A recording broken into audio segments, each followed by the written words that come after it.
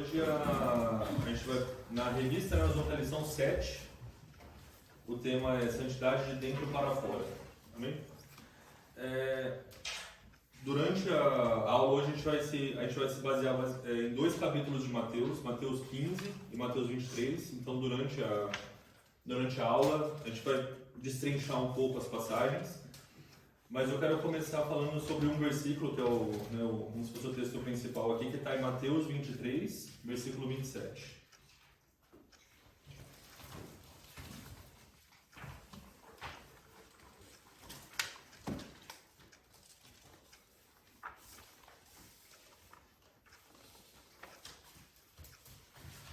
Está escrito assim: Ai de vós, escribas e fariseus, hipócritas, pois que sois semelhantes aos sepulcros caiados, que por fora realmente parecem formosos, mas interiormente estão cheios de ossos de mortos e de toda imundícia.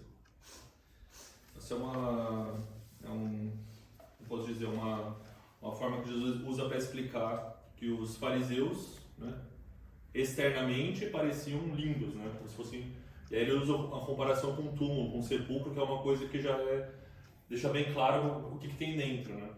Então a ideia aqui é dizendo que existe uma santidade, ou existe uma postura de santidade, que ela é externa, certo? E aí o que ele fala é o seguinte: a sua santidade lá de fora é bonito, mas dentro de você está morto. Então a ideia do que a gente quer conversar hoje nessa aula é explicar um pouquinho, primeiro entender um pouco sobre quem são os fariseus, os escribas, entender um pouco sobre essa parte, mas a gente começar a pensar também na nossa igreja nos dias de hoje. Será que nós também não temos sido sepulcros caiados? Será que nós também não temos sido pessoas que mantêm uma imagem de santidade do lado de fora, mas que por dentro, na verdade, é iniquidade e não é essa pureza?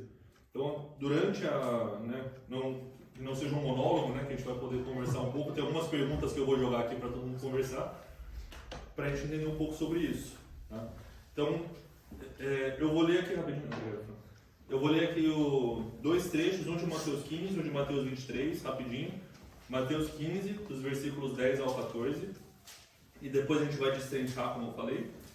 Então, no Mateus 15 está escrito assim: E chamando a si a multidão, disse-lhes: Ouvi e entendei. O que contamina o homem não é o que entra na boca, mas o que sai da boca. Isso é o que contamina o homem. Então, acercando-se dele os seus discípulos, disseram-lhe: Sabes que os fariseus, ouvindo essas palavras, se escandalizaram. Eles, porém, respondendo, disse: Toda planta que meu Pai Celestial não plantou será arrancada. Deixai-os, são condutores cegos. Ora, se um cego guiar outro cego, ambos cairão na cova. Isso é Mateus 15. Em Mateus 23, versículos 25 a 28, está escrito assim: Ai de vós, né? Voltando para o primeiro versículo, a gente lê lá em cima também. Ai de vós, escribas e fariseus hipócritas, porque limpais o exterior do copo e do prato, mas o interior está cheio de rapina e de iniquidade. Fariseu cego, limpa primeiro o interior do copo e do prato, para que também o exterior fique limpo. Ai de vós, escribas e fariseus hipócritas, porque sois semelhantes aos sepulcros caiados, que por fora parecem formosos, mas interiormente estão cheios de ossos mortos e imundícia. Assim também vós exteriormente pareceis justo aos homens, mas interiormente estáis cheios de hipocrisia e de iniquidade. Então tá. Primeira parte, né, eu queria falar um pouquinho, mais para passar a origem, né, o que são os fariseus, né? Então assim, a gente que é criado em igreja, fariseu faz um xingamento, né? Você fala, você é um fariseu, olha esse homem é fariseu e tal. Então assim, quando que surgiram os fariseus? Só para a gente começar a falar um pouquinho sobre isso, né? Então assim, na época de Jesus, tinham três escolas de pensamento do judaísmo: os fariseus, os saduceus e tinham os essênios, que era uma terceira escola.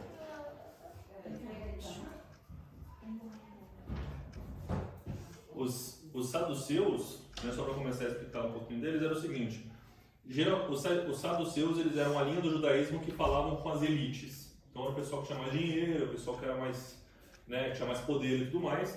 Só que o que os saduceus faziam? Eles pegavam a lei mosaica e apenas o que estava escrito ali no Pentateuco era só aquilo que era lei. Então não tinha mais nada, né? Era só aquilo que era lei. Eles não acreditavam em espíritos, eles não acreditavam em anjos, não acreditavam em demônios, não acreditavam em ressurreição e não acreditavam em vida após a morte. Se a gente for parar para pensar assim, é quase que uma coisa assim, olha, é quase que uma religião meio que assim, eu sou espiritual, mas tipo, aqui no momento. É quase que uma filosofia do, tipo, a grega, a romana e tudo mais que existia na época. Eles surgiram, né, tipo, mais ou menos em torno de 160, 166 a.C., que é numa época em que existe a influência helênica, mas ainda é o reinado dos judeus ainda é livre, mas com bastante influência dos judeus. E eles desaparecem quando o templo cai em 70 depois de Cristo, ou seja, só existe durante essa época, certo? Então, assim, o que seria os saduceus de hoje, se a gente for parar pra pensar, né? O pessoal dessas igrejas meio, tipo, sou crente, mas sou, tipo, sabe, só gospel, sabe? Então, assim, não, acredito em Jesus, mas no inferno não acredito muito, sabe? Acho que esse negócio do inferno aí não acho um Deus que ama e ia deixar o inferno existir. Ou sei lá, não, tudo bem, eu sei que Deus quer isso, mas pô, Deus não tem nada a ver, eu quero transar no casamento, beleza, Deus não tem nada a ver com isso. Ou seja, são aqueles que se dizem religiosos, mas que não, que no fim das contas, na verdade, são mais preocupados em satisfazer o próprio eu. Poucas vezes você vê, na verdade, nenhuma das vezes da Bíblia você vê Jesus falando dos saduceus. Por que Jesus não fala dos saduceus? Porque, na verdade, é quase como se fosse assim, olha, vocês não são nem da igreja, entendeu? Vocês são meio que quase uma seita. E na hora que o apertou, desaparece. E aí, quantas vezes a gente vê isso na mídia, né? Aquele artista que virou seu evangélico, aí passa tipo, um mês, dá um aperto, não, agora eu tô fazendo filme adulto aqui, mas eu sou evangélico. Tô aqui botando foto pelada na internet, mas sou evangélico, entendeu? Então, assim, o que acontece nesse ponto é isso. Então, assim, a gente consegue identificar quem são os saduceus. Um ponto que é interessante é o seguinte, a lei mosaica foi escrita em 1500, 1600 anos antes dessa época. Então seria mais ou menos assim, olha, eu só sigo o que está escrito na Bíblia. Na Bíblia não está falando nada aqui de assistir pornografia, não está na Bíblia. Na Bíblia aqui não está falando nada de, sei lá, tipo, usar droga. Aqui não está escrito, não fumarás maconha, não cheirarás cocaína. Não está escrito na Bíblia. Então, tudo bem. Aí você fala assim, bom, olha, você tá... Não, mas eu estou seguindo exatamente o que está escrito aqui. Então eu vou lá e eu deixo o cabelo crescer aqui do lado, não raspo a barba, como diz lá no Levítico, não como frutos do mar, não como cheeseburger, né? Não pode comer carne com queijo. Então eu sigo tudo que está escrito lá em Levítico. Mas se não tiver escrito na Bíblia, aí eu não faço. Então assim, faz sentido isso nos dias de hoje?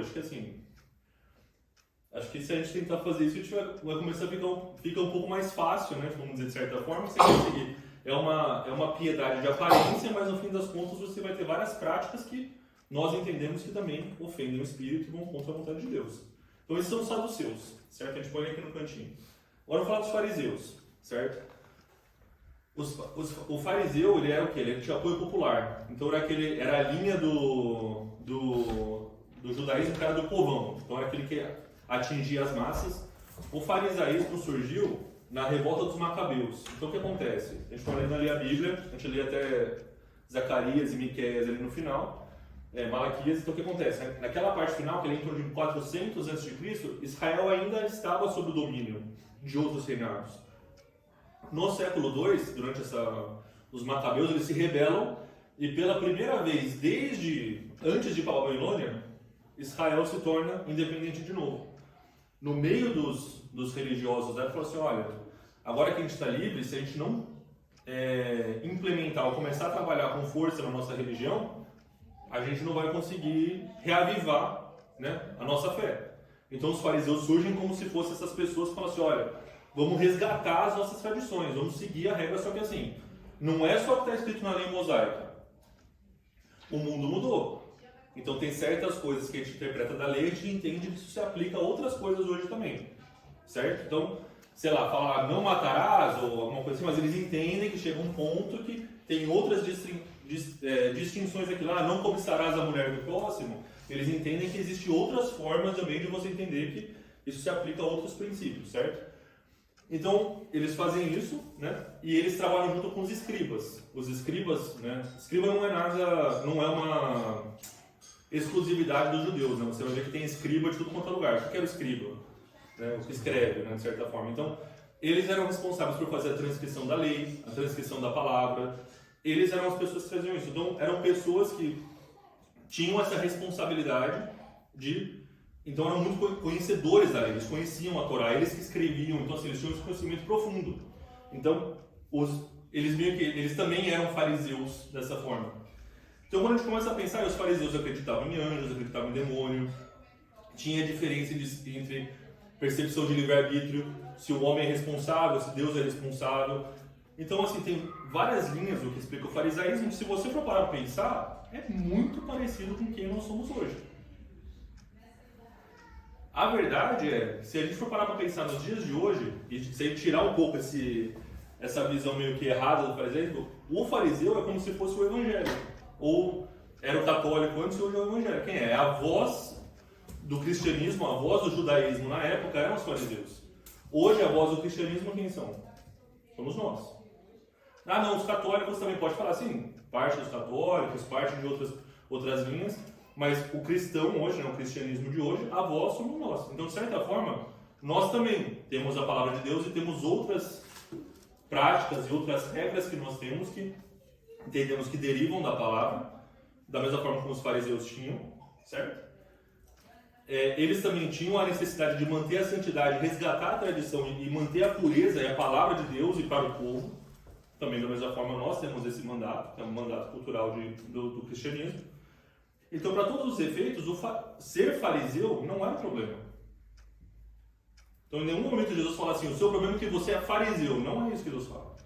Você pode ver que eles falam assim, ai de vocês porque vocês são o quê? Hipócritas. E aí, é aí onde que bate? Isso bate na gente hoje. Talvez você vai ter essa experiência, você vai ver isso acontecer. Mas aí diz que é crente, mas está XYZ. Fala que é crente, mas, sei lá, bate na mulher. Fala que é crente, mas está lá no meio do pagode. Você vê isso direto. Aí fala assim, não, mas aí tem todas as discussões, mas no fim das contas é o seguinte, a correção que Deus fez, por que é tão importante a gente entender a correção de Cristo para os fariseus? Porque a gente, muitas vezes, lê a Bíblia, a gente se coloca do lado dos discípulos. Só que quando a gente lê a Bíblia hoje, muitas vezes nós estamos do lado dos fariseus. Então é ruim? Então não é ruim. De novo, ser fariseu aqui não é o problema. E é importante que, se a gente lê com essa ótica a palavra de Deus, toda vez que a gente lê sobre os fariseus, a gente não vai olhar essa raça de víbora, né? Você pensa assim, peraí, vamos ler isso aqui porque talvez isso daqui é para mim. As correções que Jesus dá aos fariseus, a gente tem que puxar pra gente também. Porque senão a gente fica sentado aqui na nossa cadeira e fala assim, não, é aqueles lá, né? É aqueles ali que acham que são muito santos. Os fariseus. Tá apontando lá, mas é a gente, né? Então, assim, por que eu estou falando disso? Os fariseus, a origem desse termo, não é só para explicar, veio de uma palavra de aramaico que é perche. Tá? Então, não sei se está correto, mas enfim, não fala aramaico, mas é o que está escrito aqui. E significa separar, dividir ou distinguir. Ou seja, a ideia do fariseu é o quê? É santificar o povo. Ou seja, ele surge de uma necessidade e fala assim, nós temos que santificar a nação de Israel. Então, a missão deles não é uma missão errada, é uma missão, na verdade, correta, baseada no que a Torá falava. Né? Então, o que acontece é, eles começaram com os 10 mandamentos, aí você pega a lei, né, mosaica, lá que está escrito no Levítico, com várias... E quando chega ali na época de Jesus, tem 613 leis mosaicas, né, que eles faziam. E o que eles faziam é o seguinte, eles se mantinham afastados da influência romana, helênica, tudo mais, eles falaram assim, nós não fazemos parte disso, né? Só que a forma que eles entenderam de manter essa liberdade religiosa era ter esses conluios com o poder político da época. De novo, não sei se você está vendo um paralelo do que a gente vê principalmente no nosso Brasil. Né? Quanto mais político você vê lá na Câmara, por exemplo, é o quê? Tentando manter, de certa forma, os direitos religiosos, ou em alguns casos, infelizmente, até os privilégios religiosos, baseado como? Não, a gente vai entrar no poder político e vamos começar a defender aqui. Tem algum problema fazer isso? Não tem. Só que o problema, quando começa a ser o problema, de novo, é quando você começa a usar essa posição, esse poder e tudo mais, e você, ao invés de defender a mensagem, a palavra, o evangelho, defender o povo, você começa a defender o quê? O poder. Você começa a defender o quê? O status. Você começa a defender o quê? Como diz Jesus, os melhores lugares na mesa, os melhores lugares na sinagoga. De novo, a gente não vê isso muitas vezes acontecendo, principalmente na nossa igreja do Brasil? a gente vê isso acontecendo direto. Ou seja, tipo, é muito, como posso dizer, é muito eficaz para o nosso tempo essa mensagem. É muito atual, certo? Então, assim, quando a gente vê, né, por esse ponto, se a gente for parar para pensar, só para adicionar um ponto também para a gente refletir, né, não está na revista, mas só para a gente pensar, por que que existe essa lei tão rígida, né, no judaísmo? Você fala assim, se você for ler lá em Levítico, fala assim, então, se você comer carne com, né, fala, cozer a carne do bezerro no leite da sua mãe, né, por isso que eles falam que não pode ter cheeseburger, né? E fala assim, não, se a pessoa comer carne com leite, mata. Gente, peraí, né? Nossa, que bruto. Aí você fala assim, quando a gente vai nisso, é um dos argumentos muito dos ateus, do pessoal que não é cristão, que fala assim, nossa, como você vai acreditar num Deus que fala que se você usar 2 linhos numa roupa, você tem que apedrejar? Só que acontece, a gente tem que pensar onde? Israel ficou 430 anos lá no Egito como escravo. O povo que é escravo, vamos pensar, tipo, se você é um povo que é escravo, você entende liberdade? A gente que é livre hoje em dia, certo? Mas nós somos, concordo com você, Fernando, eu não sei se a gente é muito livre, mas por exemplo, a gente tem conta para pagar, a gente trabalha, a gente tem que seguir um monte de coisa. Você não acorda um dia e fala assim, hoje eu vou fazer o que eu quiser. Dificilmente você vai ter isso no dia a dia. Isso que eu falo. A gente que é brasileiro, na verdade, e você vai ver uns traços paralelos entre o que aconteceu com o povo judaico e o que aconteceu com o povo brasileiro, por exemplo. Então, assim, eles saíram do Egito com uma mente de quê? De escravo. Mano, sei lá, 4, 5, 6, 7, 8 gerações para trás, é tudo escravo. Eu não sei se outra coisa não ser escravo. Então, quando eles vão para a liberdade, esse povo, primeiro, né? Ele só responde ao quê? A obediência e punição. Ele não entende que eu consigo lidar com a liberdade. Então, o que acontece? Para você fazer a pessoa sair da escravidão e ir para a liberdade, às vezes você tem que dar um caminho intermediário para eles. Então, é isso que a lei mosaica chega e fala. Olha, porque o cara que sai de lá e agora que eu estou livre, vou fazer o que eu quiser, o povo não dura uma geração. Certo? Não sei se vocês já tiveram a experiência de conhecer isso. Quando eu fui fazer faculdade, né, morava lá perto de São Paulo, fui para Araraquara, no interior de São Paulo, fazer faculdade. Na primeira semana que eu estava lá, o pessoal que chegou, que também era de outras cidades, é bebida, é tudo que está errado. Naquela primeira semana o pessoal foi à forra. Aí chega no final da primeira semana e você não vai sobreviver se você continuar desse jeito. E aí você começa o quê? Começa a colocar regras, certo? Então tem essa questão. O segundo ponto se você for para pensar, um escravo tem descanso? Para o escravo lá, você acha que tinha um sábado para eles parar? Não, hoje, fim de semana, você não precisa trabalhar, pode ficar em casa no mês. O escravo não tem isso. O escravo é todo dia. Então o que Deus tem que fazer? Deus tem que colocar um dia santo para falar assim, você tem que descansar. Não, mas eu quero trabalhar, eu quero fazer. Não. Eu sei que você fez isso durante 400 anos. O descanso é necessário. Até a gentileza era um agravo ao ouvido dele, se for pensar. Não, eu não consigo entender isso. O que significa descansar? Não tem isso. Então o que Deus fala? Deus coloca o sábado. E aí coloca como punição. Você tem que descansar. Senão você vai ser excluído da comunidade. Ou seja, você vai trazer a mentalidade de escravo de volta para o nosso povo. Povo livre descansa. Né? Terceiro ponto que ele fala também. Quando você é escravo, você está acostumado a ter uma postura externa de obediência, mas por dentro, você acha que ele ia olhar o egípcio dando uma chicotada nele e falava assim, não, eu estou te obedecendo porque eu realmente, no meu coração, eu sei que isso é o certo a fazer. Acho que não, né? Então, o escravo está acostumado com isso. Ele faz o quê? Eu tenho que ter uma postura correta do lado de fora, mas por dentro é outra forma, é outro coração. Às vezes é odioso, é raiva e tudo mais. Então, o povo que sai de lá está acostumado com isso. A minha obediência ela é performática. Contanto que apareça que eu estou obedecendo, eu não vou ser punido e tudo está bem. Certo? E aí o que acontece? Por essa perspectiva, a mente de um escravo, por natureza, é rebelde. A atuação pode ser em obediência, mas a primeira oportunidade que tem de se rebelar, aquilo que está dentro vem para fora, e ele entra em rebeldia. Então, assim, esse é o povo de Israel. Se você não colocasse uma lei que fosse mais rígida, dificilmente o povo ia conseguir entender que há necessidade disso.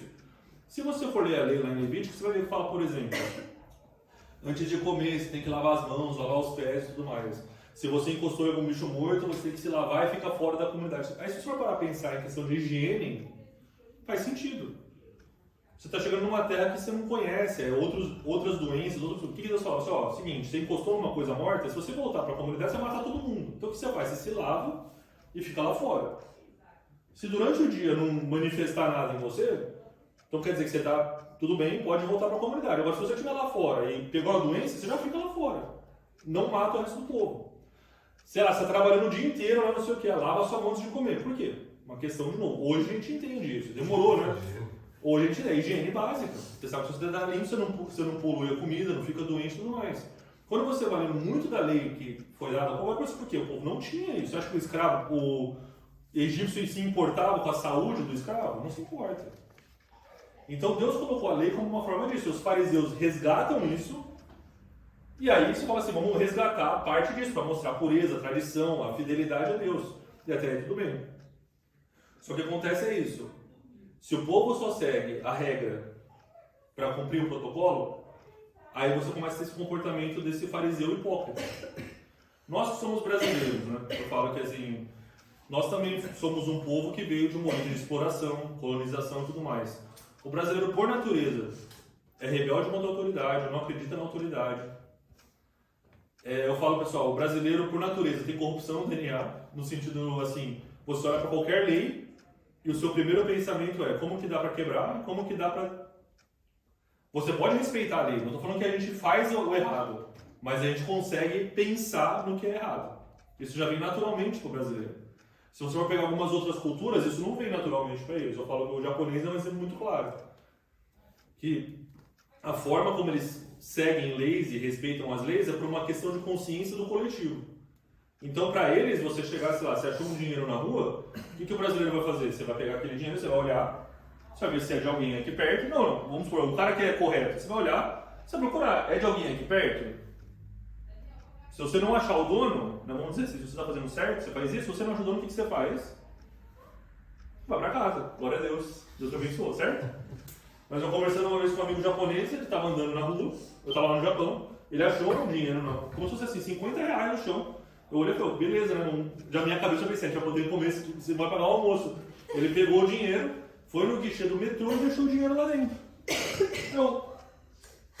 Mas como que você vai saber? Eu falei, não, a pessoa que perdeu pode voltar aqui e procurar, mas como que você vai saber que é da pessoa? Não sei o que, não, por que a pessoa chega aqui e falar que perdeu se ela não perdeu? Aí eu, meu Deus do céu. Eu falei assim, eu vou parar em todos os guichês de metrô agora, mas perdi dinheiro aí. Mas por quê? O brasileiro já vai naturalmente dessa forma. Você não vai fazer isso, mas na sua cabeça existe o pensamento. Porque de certa forma, na nossa cultura, tem essa mentalidade do quê? De explorado, do escravo, tudo mais. Isso tem na nossa cultura. E também se você for conversar com indianos, se você for conversar com qualquer povo que passou por esse tipo de colonização, a gente tem a mesma, fala assim, esse gingado, essa malandragem de certa forma. Só que o que acontece? Isso às vezes traduz pra gente quando? Dentro da igreja. Então dentro da igreja, muitas vezes, o que você vai ver? Não, contanto que na igreja o pessoal não perceba que eu estou fazendo alguma coisa errada, ou aqui fora que todo mundo está vendo que eu estou fazendo tudo certinho, beleza. E a gente vive achando que isso é normal. Certo?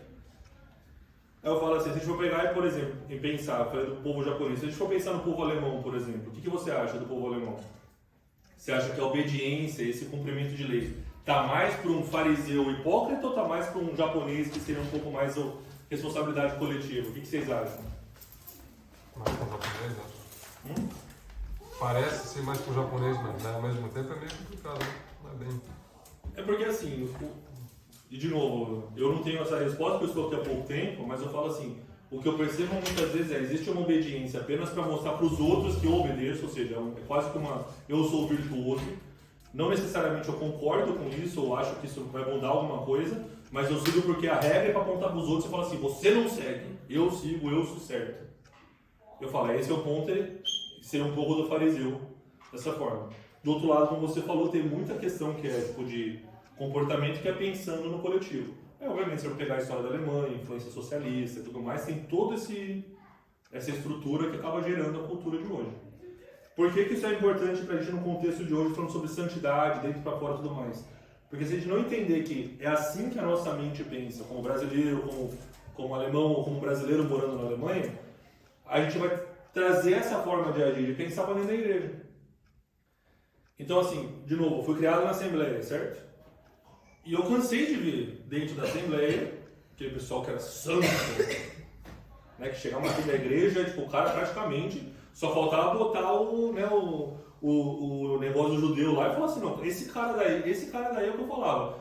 Se, sei lá, Jesus tirar o músculo, o cara é suplente da Trindade. Esse aí já tá ali, ó, pode me chamar Jesus que eu tô pronto para chegar.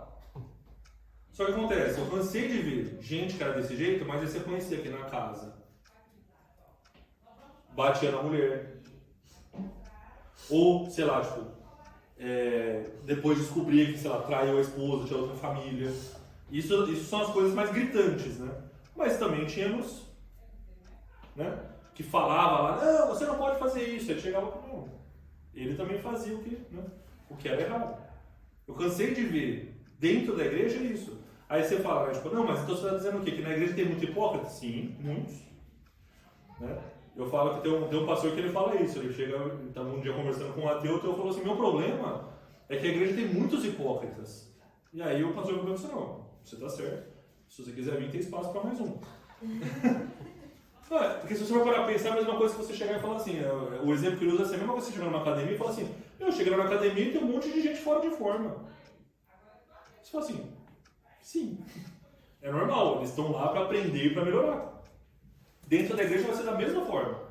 Você vai chegar na igreja e vai ter gente que de repente está num momento de fé mais firme, mais próximo, já criou ali uma experiência com Deus, e vai ter gente que acabou de chegar e está começando a aprender a dar uma esteira. É normal. Então se a gente entrar e achar que a gente vai chegar aqui, não pode ter, tipo, ou seja, a gente tem que lutar contra a hipocrisia. Mas é uma ilusão de você achar que você vai entrar na igreja e não vai ter hipócritas. Lógico que vai. Todos nós, de alguma forma ou de outra, em algum momento da vida, a gente vai ter um pouco dessa hipocrisia na gente. Até que o ponto que Deus forme em nós a sua natureza completa. Tá bom? Então, assim, toda essa conversa, eu não vou falar muito dos essênios, né, que era outra linha que tinha lá, porque os essênios seriam aqueles que se isolaram. Eles falaram assim, olha, que tem muita hipocrisia no templo, tem muita coisa errada aí, então o que a gente vai fazer? A gente vai para o meio do deserto, para fazer aqui o nosso cantinho separado, e aqui a gente vai seguir de forma santa, né, a Torá e seguir a Deus, Yahvé da forma correta. Alguns escritos dizem que João Batista, inclusive, teve parte dos seus ensinamentos feitos junto com os essênios. Por isso que ele fala que ele é a voz que clama do deserto, né, que era essa voz isolada. Nós podemos ver que hoje em dia também nós temos isso. Você vê os judeus ortodoxos, que são aqueles que se isolam de tudo. Tem também linhas de evangélicos que são dessa forma, que meio que tipo, criam uma redoma em volta deles e ficam distantes, né? Só que, de novo, o que Jesus fala muitas vezes é para quem? Para os fariseus. Então, assim, o que eu estou tentando dizer, né, para a gente começar a nossa reflexão, é que quando Jesus fala de fariseus, hoje em dia, muitas vezes ele está falando para quem? Para a igreja. Que somos nós que já estamos na igreja. Bom, algum comentário? Tem uma pergunta. Eu acho que não está escrito aqui onde você leu. E os zelotes? Eles também, eu pensei que eles fossem de uma dessas linhas, né? Os zelotes, eles dizem que era uma linha que surgiu dos essênios. Então o que acontece? Os essênios, que eles fizeram? Eles falaram assim, olha, a gente está vendo que a igreja está muito misturada com o mundo. Vamos dizer, se a gente for olhar na linguagem de hoje. Eu fui lá na igreja, aquela parede preta, fumaça, eu achei que aquilo lá é praticamente uma boate. Então, o que eu vou fazer? Vou pegar o meu povo, a gente vai para o meio do deserto e vamos viver santo aqui fora. No meio desse povo que começa a buscar a santidade, tem uns que começam a se levantar e falam assim, então, a gente tem que se separar culturalmente, mas a gente tem que se separar politicamente também. A gente tem que se separar militarmente e, eventualmente, é o seguinte, a nossa violência contra o opressor, ela é aceitável. Então, os zelotes se tornam como se fosse uma milícia, um grupo, né, se fosse nos dias de hoje, como se fosse um grupo terrorista da época, porque terrorismo é pela perspectiva do governo, né? Então, assim, no momento que tipo, muda e os terroristas são os outros, né? Mas na época você não assim, não, os zelotes eram os terroristas da época. Eles faziam atentados, eles tipo, matavam autoridades romanas, então assim, mas dizem que assim, eles surgiram dessa ideia dos essênios, eles eram isolados também. Só que acontece, teve muitas pessoas que estavam ali, quando você lê a Torá, que fala que Jeová, o Senhor dos Exércitos, que acreditam no Messias que ele é, né? É o rei que vai vir para julgar né, com poder, com autoridade. Então, na cabeça deles é o seguinte: para a gente trazer o reino de Deus para a terra, a gente tem que destronar a autoridade que existe hoje. Por isso que muitos desses zelotes na época, a história conta que eles existiram até o que eles falam que é como se fosse a queda de Massada. Não sei se vocês já ouviram dessa uma fortaleza que tem lá em Israel, que foi o último foco de resistência judaica contra o Império Romano. Isso já foi no século II, que era uma fortaleza. Eu fui lá, inclusive, é bem assim, dá até é ruim assim de ver, porque dizem que eles se fecharam nessa fortaleza, e era uma fortaleza num lugar, né, alto, e eles tinham água abundante, mas não tinham comida. Então o que os romanos fizeram? Bom, eles não vão morrer tão cedo, pode morrer de fome. Então o que eles fizeram? Os romanos construíram uma estrada em volta da fortaleza e subindo. Então eles iam montando essa estrada. Você imagina você preso lá dentro, você olha pra fora e os caras estão lá montando uma estrada de boa, assim. E por anos eles montaram essa estrada de volta, e o povo lá dentro começou a morrer de fome, começou não sei o quê. Até que a hora que eles chegaram na frente da fortaleza, agora eles iam invadir. Então o que conta na história, né, isso aí tem relatos de historiador, mas assim, não dá pra saber porque dizem que algum sobrevivente falou isso, então né, não é muito claro como isso foi feito. E quando eles chegaram lá, eles mesmo tiraram sorte. Então, por exemplo, pegaram metade, tiraram sorte, quem foi no paro ímpar, quem perdeu pegava a espada e matava o outro. Fizeram de novo, até que chegou o último, e o último caiu na própria espada, e aí todos morreram para não cair nas mãos dos romanos.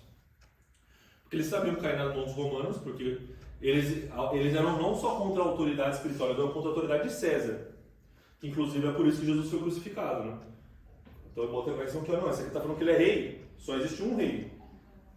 Né? Então por isso que eu falo, a frase que fala, né, Jesus Cristo é o Senhor, que eles falam que é Kyrios Christos, né? Que eles falam que é o quê? Tipo, Jesus Cristo é o Senhor, esse Kyrios era o termo que eles falam assim, pro Senhor, que era o quê? A autoridade política da época. Então, quando o cara fala Kyrios Christos, ele praticamente fala assim, olha, não, o Senhor da nossa... é Cristo, ou seja, isso era um ataque político, não era um ataque espiritual. Por isso que está escrito na cruz assim, aqui está escrito quem? Jesus, quem? O rei dos judeus. Eu falo assim, o problema de Jesus ter sido morto pelos romanos é porque ele se dizia rei, e só podia ter um rei, que era César. Certo?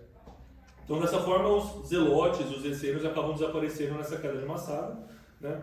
E foi dessa forma. Tá? Algum outro comentário sobre essa parte? Então, só antes da gente pular para a segunda, para a gente começar a entrar agora em Mateus 23, acho que a gente já está há bastante tempo,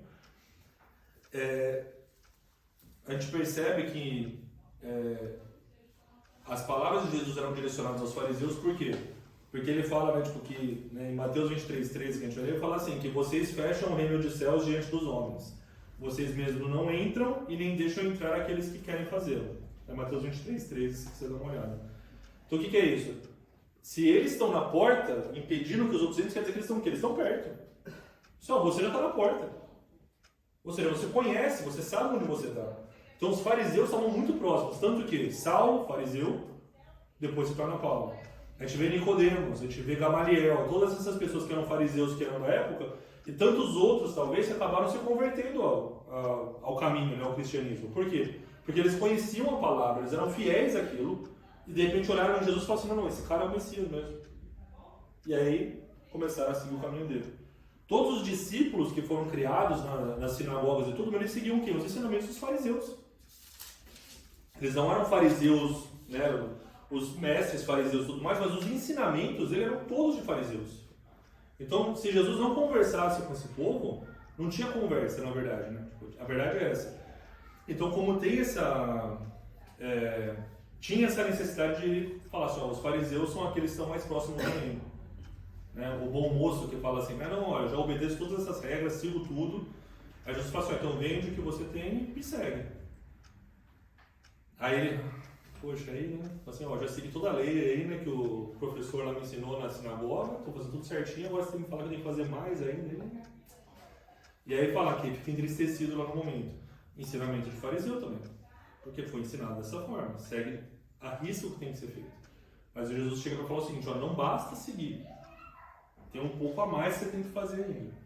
E aí que entra que eu falo, a ideia do que pra gente, tem gente que fala, né, tipo, eu já cansei de ouvir gente falando assim, não, porque já passou a época da lei, agora é a época da graça. Agora nós vivemos na graça de Jesus e tal. Eu falo, só que a demanda de Cristo hoje é muito maior do que era para um judeu naquela época. Porque a demanda de Jesus da nossa vida hoje é morrer. Na época, falou assim, não, você pode viver aí, se você seguir a lei, você está tipo, de boa. Mata um cabritinho lá todo ano, você está tranquilo. Jesus fala assim, então, já que, né, vou te libertar, você sabe que estou aqui, eu morri por você, agora tá bom, Deus, agora eu vou te seguir, sou grato, o que eu tenho que fazer? Você morre também. É você que é o sacrifício, né? A nossa vida é o sacrifício. Só que acontece o seguinte, você consegue fazer sacrifício dessa forma, de forma só do lado de fora? Porque... Não, eu falo assim, eu consigo fingir que eu estou seguindo uma regra aqui, agora eu falo assim, não, eu preciso que você vá lá fora e apanhe e morra pelo evangelho. Você consegue fazer isso de mentirinha? Provavelmente você vai mentir, não. Fui lá fora, não, se você é vamos supor, eu falo isso que aconteceu, eu estudei muito a história do Japão, que fala que teve uma época no Japão, os portugueses chegaram lá e houve uma grande expansão do evangelho, em torno de 1500, e aí quando chegou a lei, né, teve uma unificação em 1600, o novo poder do Japão falou o seguinte, ó, essas crendices aí de fora, acabou. Eles colocavam uma imagem de Jesus no chão, traziam os crentes japoneses e falavam assim, ó, pisa e anula a tua fé. E muitos fizeram isso. Só que lá tem uma quantidade gigante de mártires cristãos que falam assim, não, eu não vou negar minha fé. E morreram eles, a família, os filhos, tudo. Então, a pessoa chegou naquela situação, ele entende, ele fala assim, olha, agora o que está dentro de você vai ter que vir para fora. Você não tem escolha. Então, muitas vezes, é por isso que eu falo, muitas vezes Deus permite que nós passamos por essas dificuldades, porque é ali que vai mostrar o quê? Vamos ver o que tem dentro dele de fato. A gente falou de Jonas um tempo atrás. Jonas era dessa forma. Jonas foi lá, caiu no mar, a baleia trouxe, pregou, o povo... Nossa, fala assim, nossa, tipo, que coisa maravilhosa. Aí fala que lá no último capítulo ele tá lá tá num lugar que tá quente, Deus manda brotar uma plantinha, cobre ele, agora tá bom. Aí um dia morre, Quero morrer. Eu quero morrer! Então ali apareceu, de fato, quem era, o que estava dentro do coração de Jonas. Foi Jonas, não é você não. Ali apareceu de fato o que estava no coração do profeta. Então muitas vezes é isso, Deus usa para trazer para fora aquilo que está dentro. Por quê? Porque o hipócrita é aquele que a prática de fora não está alinhada com o que está dentro dele. E é isso que Jesus quer corrigir na gente. Certo? Então, se a gente for aqui vamos lá para Mateus 23, e a gente começar ali em Mateus 23, os versículos 2 a 4. Né? Então, a gente dá um pulinho ali em Mateus 23. Essa é a segunda parte da aula, né, que a gente está conversando agora. Então, do versículo 2 até o versículo 4, está escrito assim: na cadeira de Moisés estão assentados os escribas e fariseus. Observai, pois, e praticai tudo o que vos disserem, mas não procedais em conformidade com as suas obras, porque dizem e não praticam. Atam fardos pesados e difíceis de suportar e os põem nos ombros dos homens. Eles, porém, nem com o dedo querem movê-los. Ou seja, de novo, se a gente for ler o texto aqui, ele fala o seguinte: segue o que eles estão falando, o que eles estão falando é verdade. Ou seja, a palavra de Deus é verdade. Só que o problema é o seguinte: não faça de acordo com as obras deles. Aí, de novo, aqui que chega o primeiro alerta pra gente. Se Deus fosse virar para alguém lá do mundo e apontasse pra gente aqui na igreja, falasse: tá vendo aquele pessoal lá da Assembleia de Deus de Berlim?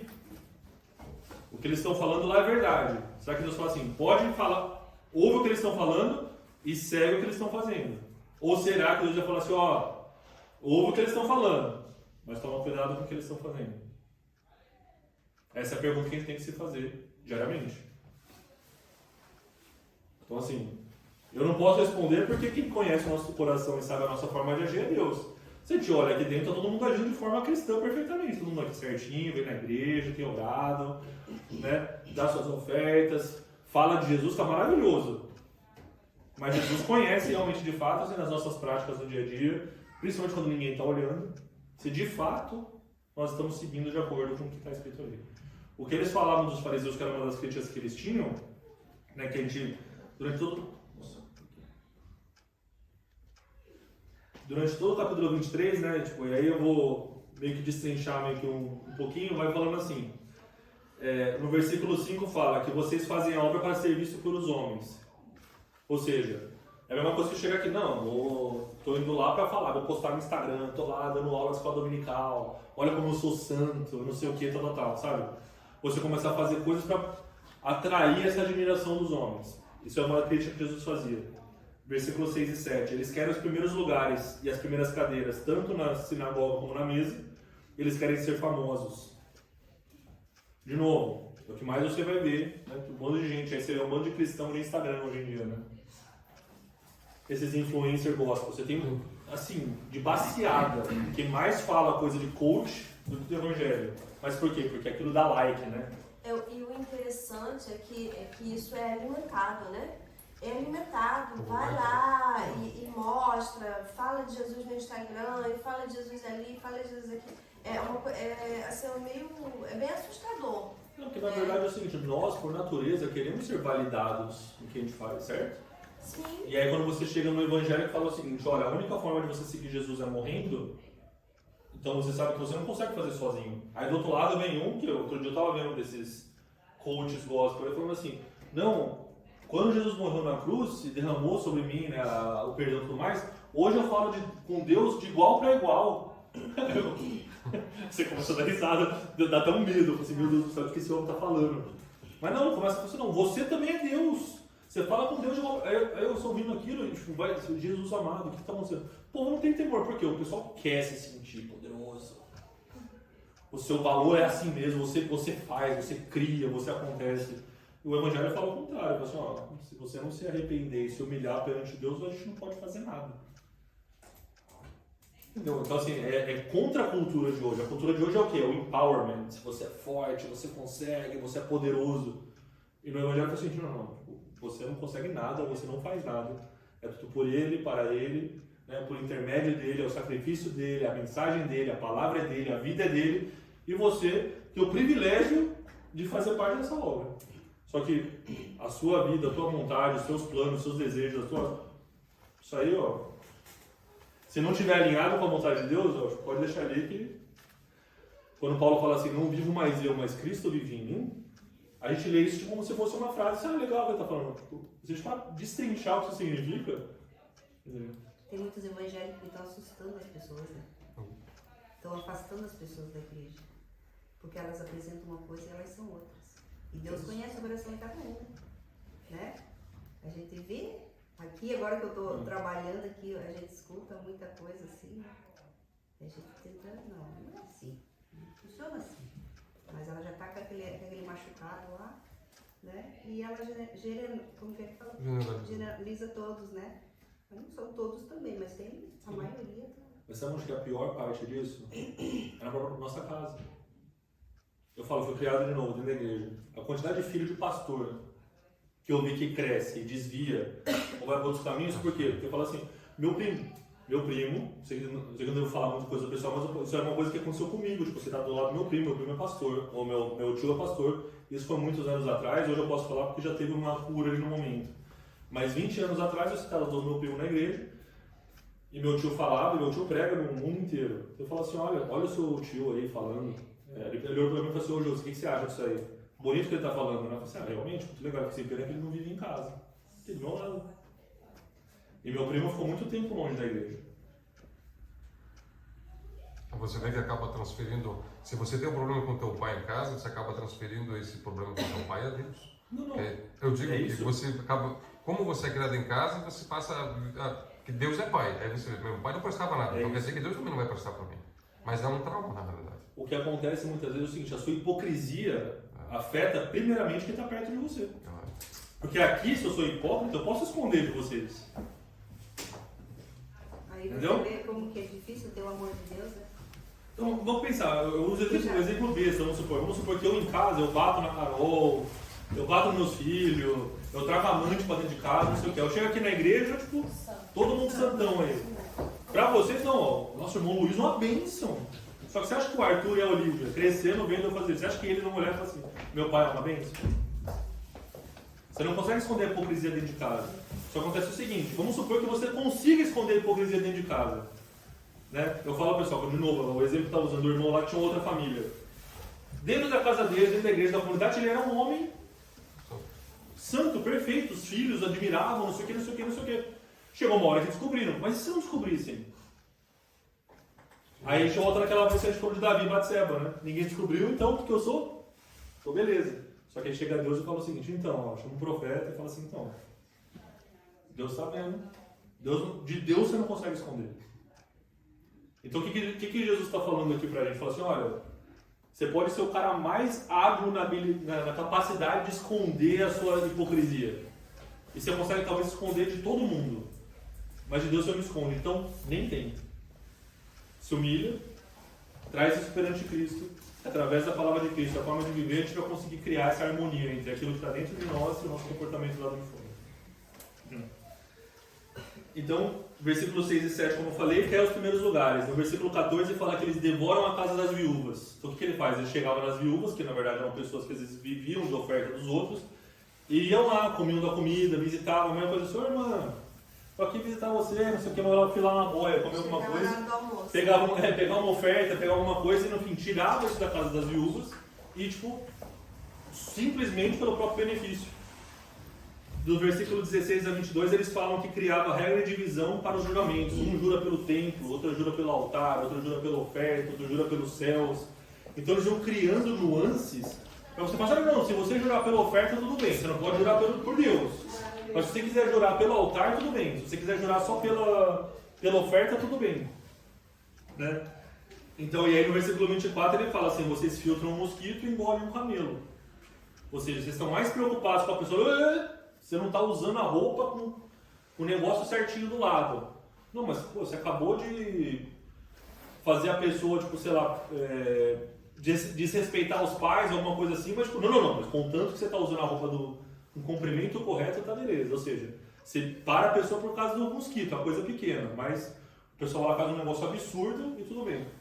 De novo, nas igrejas você às vezes vai ver isso. Quantas vezes você vê, tipo... Isso, tipo, no meio dos, por exemplo, na liderança da igreja, eu falo que muitas vezes as palavras de Cristo aqui é para a liderança da igreja.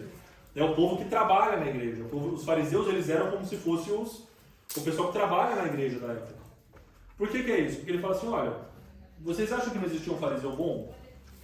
O que vocês acham? Vocês acham que não tinha nenhum fariseu que era bom, que era piedoso, que seguia Deus com um coração sincero, que buscava Deus? É lógico que tinha. É lógico que tinha. Então Jesus não chegava e falava assim, todos... Não, eu quero falar só com os fariseus hipócritas. Se a carapuça serviu, é você. Senão, provavelmente esses que eram mais piedosos, o que acontece? Eles acabaram seguindo a Cristo, certo? Então a gente vai lendo, né? Aí no versículo 26 fala aquilo que a gente leu antes. Limpa o exterior, mas deixa o interior sujo, né? Então assim, quando a gente vai lendo essa linha, né? Que Deus vai falando dos vários pontos, e durante o capítulo 23, em que ele fala da hipocrisia do povo, dos fariseus, ele está mandando um alerta para falar o seguinte, de novo, meu problema não é a sua falta de conhecimento, meu problema não é a sua missão. Tudo isso que você está fazendo é nobre, o seu conhecimento está correto. O problema é que na sua prática, né, vocês estão completamente errados. No coração. Então assim, e na verdade no caso dos fariseus não era nem às vezes só o coração estava podre mesmo, é fato. Mas a prática deles era ao contrário. Então é a mesma coisa que chegasse aqui e falasse assim, olha... Está escrito na Bíblia que nós temos que amar o próximo. E aí vamos supor, o Fran chegou para mim e disse, ô irmão, essa semana eu briguei lá com o cara do trabalho. Você é um pecador, Fran, você não está amando o próximo, não sei o que. Eu saio fora um tapa na cara da pessoa que vem falar comigo. Você está botando um fardo pesadíssimo no seu irmão e quando você sai lá fora você não levanta nem um dedo para fazer o seu. Não tem uma passagem na Bíblia que diz assim que quer tirar o cisco do olho do outro, mas tá até acostumado com o teu que você não vê o teu, só vê o dos outros. Né? Não, o pior é o seguinte, às vezes você vê o teu. Só que você fala assim, como eu sou fariseu, como eu sou crente, né? Beleza. O problema é ele. Ele que é o pecador. E é aquela parábola que Jesus fala, né? Da pessoa que tinha uma dívida de milhões com o rei. O rei falou assim, não, você está perdoado. Ele sai, tem um que tem uma dívida de 100 reais. Você não, você vai para a cadeia. Como assim? Você é perdoado de tudo isso. Você tem uma dívida muito menor com essa pessoa. Você está forçando a pessoa. Ou seja, mandar para a cadeia não era errado, era lei. Mas você não mostrou misericórdia. Então, de novo, mostrando, né, na sua prática se você está realmente vivendo aquilo que Deus manda você viver. Então é isso, ele fala assim, Jesus em nenhum momento questiona a autoridade dos fariseus. Fala assim, olha, vocês são realmente a voz do judaísmo, vocês são a voz da lei. Então, assim, vocês são necessários, nós precisamos dos fariseus no nosso meio, porque eles trazem a voz da mensagem, da palavra de Deus, eles espalham isso. Só que o problema é que você pega a lei e aí você faz duas coisas. A primeira, você não pratica, você é um hipócrita, ou seja, a lei aplica para vocês, mas, né, como é que era? Assim, sed lex, dura lex, né? Que ele fala assim, para os amigos, né, a leniência, mas para os inimigos a lei, né, a dura lei. Então você fala assim, para os meus amigos, aqui a minha turma, beleza, se quiser, tipo, não, vamos só fazer uma zoeirinha ali, não tem problema. Agora, para os outros tem que ser a lei dura. Essa é a primeira, a hipocrisia. E a segunda era isso, eles interpretavam a lei e geravam, às vezes, certas regras e coisas que não eram de acordo com a palavra de Deus, era só a interpretação do momento da época. E muitas vezes o que acontece é assim, nós, de novo, se a gente for olhar o credo de qualquer igreja, inclusive da nossa, da Assembleia, vai ter coisa lá que você fala assim, não, mas isso aqui não está escrito na Bíblia. Não, mas se você colocar aquela regra à luz da Bíblia, você vai ver que tem consistência.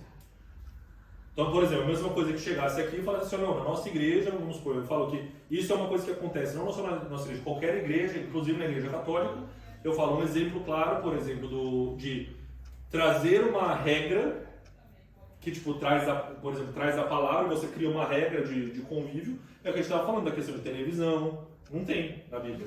Mas hoje fala assim, ó, você não pode assistir conteúdo na televisão, na internet, que não está de acordo com o Evangelho, com a vontade de Deus. Então, assim, você consegue entender que existe essa extensão, né, que acontece. Mas, por exemplo, existem outras extensões que são feitas apenas por conveniência. Eu falo que, assim, um exemplo que a gente sempre usa é o exemplo da Igreja Católica, né? A Igreja Católica tem muitas dessas regras que foram criadas, é como se fosse assim, são barreiras pré-pecado. Então, uma das regras que existem na Igreja Católica é que você não pode usar anticoncepcional, por exemplo. Então, por exemplo, lá na Igreja Católica está lá, né, o Papa chega e fala assim, ó, o uso de anticoncepcional é pecado. Mas não, é por quê? Não, porque o Papa falou. Porque você está tipo, impedindo a reprodução dos seres humanos, isso é uma mandado de Deus. Ou seja, eles criam uma regra, mas por quê? A ideia de fazer isso é para você impedir o sexo antes do casamento. Só que aí você fala assim, essa regra faz sentido? Ou seja, ela foi criada de fato para gerar santidade e trazer as pessoas mais próximas de Deus? Provavelmente não. É só para coibir um tipo de comportamento que eles não queriam seguir. Então essa regra é uma regra humana. Ah, mas tem benefícios positivos ou talvez espirituais? Pode até acontecer, mas não foi para isso que ela foi criada. E é aí que Jesus batia a mão. Falou assim, olha, vocês estão criando regra? Então, por exemplo, uma das regras que os fariseus usavam, que eles falavam que era Corban. Então, o que era isso? Se a gente for lá, acho que é em Marcos 7:11. Isso, Marcos 7 fala de Corban. Então, o que era Corban? Então, por exemplo, vamos supor, a Bíblia fala que, tipo, lá nos 10 mandamentos fala, honra o teu pai e a tua mãe, certo? Tá lá. Então, o filho tinha a responsabilidade de cuidar dos pais, certo? Só que na lei mosaica, essa lei adicional de Corban, que eles falaram o seguinte, você tem que pagar, por exemplo, as contas do seu pai, a dívida dos seus pais, é sua responsabilidade.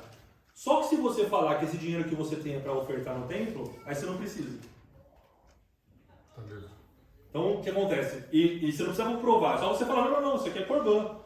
Esse dinheiro que eu tenho aqui, eu sei que eu tenho que pagar a dívida dos meus pais, mas isso aqui é para pagar no... então não precisa, tá bom. Ou seja, eles criaram uma regra, que se você seguir a regra, você desrespeita o mandamento de Deus. E aí que Jesus começa a falar, você que é fariseu, você acha que você criar uma regra, que se você seguir, você está tipo, de acordo com a regra dos fariseus, você está contra a lei de Deus. E esse é o questionamento que a gente tem que fazer muitas vezes, inclusive dentro da igreja. A gente está vivendo, está fazendo o nosso e tudo mais, e às vezes você tem que questionar, será que o que a gente está fazendo dentro da igreja é de fato de acordo com a vontade de Deus e tudo mais, ou a gente está só simplesmente criando regras para satisfazer a nossa própria vontade, o nosso próprio desejo? Ah, você está falando que existe isso aqui hoje? Não acho que existe.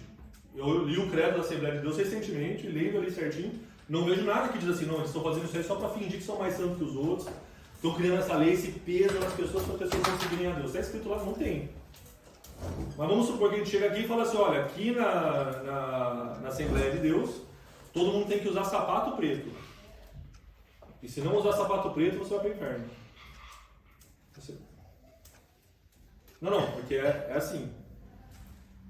Eu falo que assim, Tem uma outra igreja tipo, do Brasil que que fala que meus avós eram de lá e tudo mais, que tem um regulamento muito mais rígido que falava: o homem não pode usar camisa vermelha.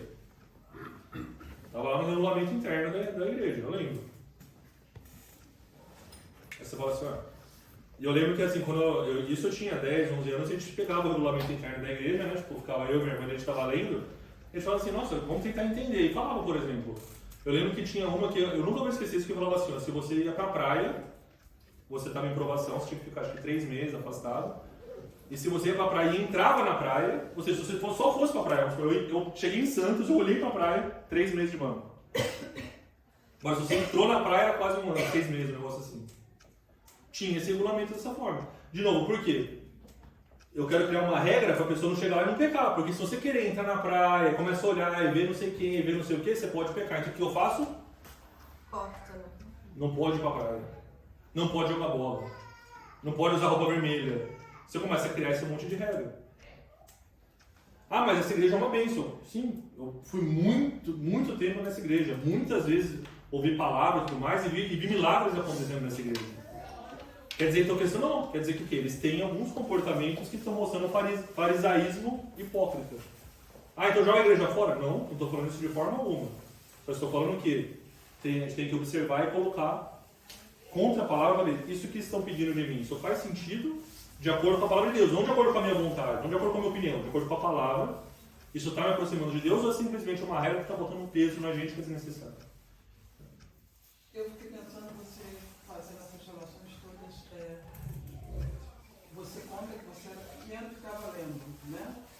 Eu vejo que muitas vezes esses movimentos na igreja têm alguma coisa com a sociedade. Você era bem mais jovem, provavelmente esse regulamento era bem mais velho. E eu acredito que meu filho hoje, quando lê alguma coisa da gente, também vai rir também, vai dizer como é que pode. Porque também tem esse aspecto. A gente não pode esquecer o aspecto da gente vive aqui, né? Nesse, não. E o mundo parece conformado, por exemplo, hoje em dia a gente não vê televisão, quase ninguém, mas todo mundo tem um laptop, todo mundo tem um render, e a gente vê também. Então a televisão ficou proibida, mas eu acho que é muito também, às vezes, perspectiva. Provavelmente seus filhos vão ouvir também muita coisa da igreja hoje, vai dizer, olha, no tempo do meu pai, era isso. A gente também tem que pensar. O que eu percebo é o seguinte, quando a regra é baseada simplesmente no comportamento cultural, alguma coisa assim, ela não se sustenta. Então, por exemplo, se você vai lá na palavra e lê os mandamentos que falam não matarás, não roubarás, honra teu pai e tua mãe, esses são atemporais. Um Deus é um Deus que não muda, ele tem tipo, ordenanças e mandamentos que não vão adaptar com a época. Ele chega e fala assim, não, naquela época Deus falou não cobiçarás a mulher, mas hoje tudo bem. São valores que são inegociáveis. O que eu estou falando dessa questão dessas regras adicionais é o que aconteceu com os fariseus e acontece hoje também em muitas igrejas. Que é adicionar pesos e regras. Eu falo assim, eu estou dando esses exemplos de roupa, de ir pra praia, de jogar bola, mas, por exemplo, tem muita igreja que são as mais neopentecostais que começam a criar do tipo assim, não, você tem um líder espiritual e para você fazer qualquer coisa você tem que ter a bênção desse líder espiritual. Então, eu conversei com muitos jovens que foram criados nesse meio, que a pessoa quer ir no cinema, tem que pedir a autorização do pai espiritual. Eu falo, gente, isso não é bíblico. Isso é antibíblico. Mas naquele lugar é o seguinte, essa é a regra da igreja. Você quer ficar aqui, você não toma a decisão. Você tem que perguntar para o seu líder espiritual, para o seu líder de célula, para o seu líder de não sei o quê. Eu entendo isso, mas eu acho que o que acontece hoje em dia é que a gente quer ler da palavra, porque a palavra de Deus nos basta. E a gente fica querendo arranjar história dentro da história. Essa história, você sabe, tu não vais entrar no local, tipo assim, não andeis em tentação. Por exemplo, você sabe que certos lugares você não vai. Por exemplo, me convidaram para ir para o Vabari. É um lugar, eu ganhei até um good shine para mim. Ali, disse que é ótimo, maravilhoso, todo mundo pelado. Eu não fui. Aí eu falei, gente, já passei da idade, igual aquela brincadeira. Eu falei, olha, gente, estou reformando, daqui uns anos, quem sabe. Dou aquela graça, né? Comecei pelos dentes, depois eu continuo, né? Para não dar uma de chata. Mas, no teu caso, não vou, porque eu acho que por um crente tem praia de nudismo. Na realidade, eu não vejo problema, eu vejo pessoal ir. Eu como crente, não vou. Mas a gente não precisa fazer uma lei em cima da lei, já a palavra de Deus nos basta. Então a gente acaba ficando caduco certas coisas, Porque a gente tem essa tendência da igreja de colocar isso. E voltando, por exemplo, eu já conheci há muitos anos atrás, aqui em Berlim, eu já conheci várias igrejas. Então tinha uma igreja americana, o pessoal era um amor, mas eles tinham aquele tipo de sistema de controlar. Onde é que você está? O que você está fazendo? Você vem aqui, por que você não vem? Eles são amorosos, mas eles te governam de uma tal maneira, para mim isso não é cristão. Porque Deus, você não pode ter uma pessoa assim te controlando o tempo todo. Eu acho que esse é o problema de que botar lei acima da lei, trabalho acima do trabalho, essas coisas. Eu acho que a Bíblia é tão boa. Por que a gente tem que inventar tantas outras coisas? A gente estava conversando no começo da aula sobre a questão dos saduceus e dos fariseus, essa diferença que existia. O que acontece é o seguinte: uma pessoa que já é madura, já é testada, já tem experiência no Evangelho, tem essa experiência de entender e falar o seguinte: não, eu entendo que, pelo que a palavra me fala, que tem um lugar que eu não devo ir. Então o pessoal, sei lá, o pessoal vai lá para o prostíbulo. Não, na Bíblia não está falando assim, não irás para o prostíbulo. Não está escrito lá, não está nenhum mandamento. Só que você entende que fala que você tem que fugir de impureza sexual, essas coisas, então você consegue interpretar que você não vai fazer isso. O problema é que tem muita gente que aproveita essas brechas da lei e vai lá e fala assim, não, mas não tem nada a ver, mano. Qual o problema? E começa, o que eu falo é o seguinte, a gente comentou isso na discussão de Batseba. Começa num pequeno. O que tem dar uma pequena coisa aqui, uma pequena coisa ali? E não é que é pecado naquele momento. Mas o que acontece é o seguinte, se aquilo começa a te afastar de Deus, te afastar da presença de Deus, te afastar da ordem do Evangelho, se torna pecado. E essa maturidade não é todo mundo que tem. Demora para você desenvolver essa maturidade. Então a gente não pode esperar que uma pessoa simplesmente vai chegar e você... É isso que eu falo, é o problema que eu digo, isso é uma cultura muito forte na Alemanha, que é essa cultura do individualismo, né, responsabilidade própria e tudo mais, que você assume que a pessoa vai saber o certo, vai fazer o certo porque ela é um adulto, responsável. Então assim, não estou falando que você tem que ter alguém que vai te pegar, segurar na mão e falar, faça assim, faça assado, mas a pessoa tem que entender que ela tem que se submeter a certas autoridades, porque essa é a ordenança evangélica, não é que é o seguinte assim, não, chega lá, vou ter que falar, o pastor falar, eu vou obedecer cegamente e pronto. Não é assim que funciona. O pastor fala, você olha aqui, se o pastor está falando, está de acordo com a palavra, siga, obedeça. Mas eu não concordo. Não, você pode não concordar. Está escrito na palavra, é o que está falando? Sim, então você obedece. É a mesma coisa o filho com você. O filho vai chegar com você e fala assim, não, eu não quero fazer tal coisa. Não, você vai fazer. Não, mas eu não acho que é certo. Não, tudo bem, você pode não achar que é certo. Mas você tem uma opinião, só que as opiniões às vezes estão erradas. A sua opinião às vezes é baseada em outras coisas. Se você quer viver de acordo com o Evangelho, tem que estar baseado nisso. Se não estiver baseado nisso, você está vivendo de outra forma. Não, mas eu não falei que a gente não deve andar. Eu acho, por exemplo, a gente traz as crianças para a igreja, na esperança que eles aprendam aqui, e você também, quando você se converte, você tem um tipo assim, aquele curso, você aprende os basics, isso, aquilo, mas muita coisa você vai ter que, por si próprio, porque ninguém pode ter esse tipo de coisa. Eu conto, por exemplo, eu estudo serviço social, eu tive que fazer um prático. E eu estava sem prático e apareceu a oportunidade de trabalhar dentro dos prostíbulos pela polícia, que era bom prático. Eu parei para pensar, falei, cara, eu não vou ganhar um tostão, ver as meninas tudo bonitinhas, sentadas naquele sofá, ganhando um dinheirinho, não vou. Eu não ia estar fazendo nada de mal, eu ia estar fazendo a minha profissão, que era trabalhar praticamente ali junto com a polícia, questão de mulheres que são trazidas e tráfico, isso e aquilo outro. Mas eu pensei como crente, eu falei, não vai dar certo, cara, é uma vida mole. Eu discordo. Eu falei, não vou. Mas eu discordo. Não, mas para mim, eu sei. Não, eu entendo. Para mim, eu vi onde é que estava o meu, cada um tem um. Não, eu cada concordo. um tem. Eu vi, eu falei, eu não vou meter essas coisas, não. É que na verdade o que acontece é o seguinte, vamos supor.